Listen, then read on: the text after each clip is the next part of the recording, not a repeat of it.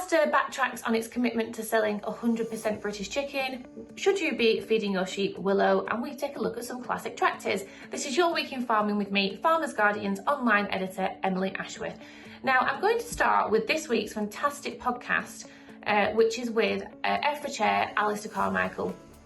Now, he says that, what we need now is fairness in the supply chain, and without that, we don't have food security. He also talks about subsidies.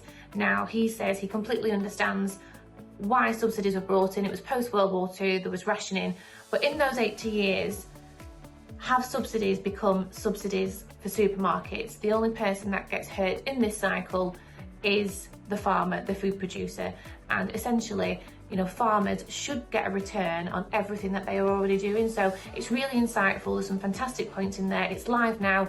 You can listen on the Farmers Guardian website, or you can listen on your favourite podcast platform. We're just going to talk about a little story from Asda, who have backtracked on their commitment to selling 100% British chicken.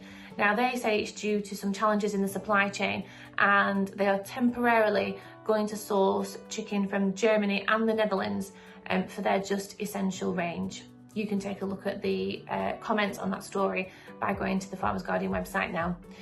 We're going to hop over to the world of machinery now, and we're actually taking a step back in time to the 1960s and 70s. There's a fantastic feature on equal-wheeled tractors from that era, and there's some fantastic pictures to go with it. So if you're a classic machinery nut, then go and check that out. But it's really interesting to see the change over time. Obviously, the 60s and 70s were that long ago, so to see that transformation in machinery over the years is always quite fascinating. So check that out. In livestock, we have a really interesting feature on whether you should be feeding willow to your sheep. Now, the benefits of feeding willow have been debated over the years, but one farmer, Tom Fairfax, is keen to share his success and his story. He says that his sheep were actively seeking out willow, and he was keen to see if there were any improvements in terms of animal health. So you can go and have a look at his story, and if you've got any comments or your story to share, on this topic, then please do get in touch with us. SFI, last week we reported that applications for SFI 2024 were closing. Now, since then, there has been an emergency roundtable to try and discuss the future of the scheme.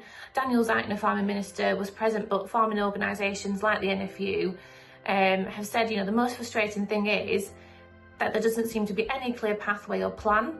Now, it's going to leave a lot of farmers open to, a bit more trouble, and it just hinders progression.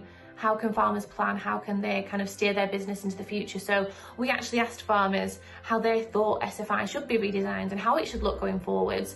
And a lot of you gave us your thoughts. These included things like capping it per farm and looking at how herbal lays should be used. So get in touch with us. We want to hear from you. What does it mean for you? Has it impacted you at all? And what do you think the future of this scheme, if it's to go ahead, what should it look like? Next week we have a free webinar on the 27th of March. It's going to be about inheritance tax again, and how to kind of keep planning and make sure that you've got all the information you need. But it's also going to be about unpacking the Chancellor's spring statement. Now, the last webinar we held, we had hundreds of farmers attend, and it's a chance that, so that you can give your opinions and you can ask your questions to this panel of experts. Now, whatever your situation, there'll be experts there who will hopefully be able to help you with that. So come along, sign up via the Farmers Guardian website. It's, like I said, it's completely free, and it's next week. That's it this week from me, but please get in touch with your comments and thoughts. We always want to hear from you, what we should be covering, or what your thoughts are on what's happening right now. You can get all of these stories straight to your inbox by heading to the Farmers Guardian website and joining us at Farmers Guardian. But I'll be back again next week. Thank you for watching, and I will see you very soon.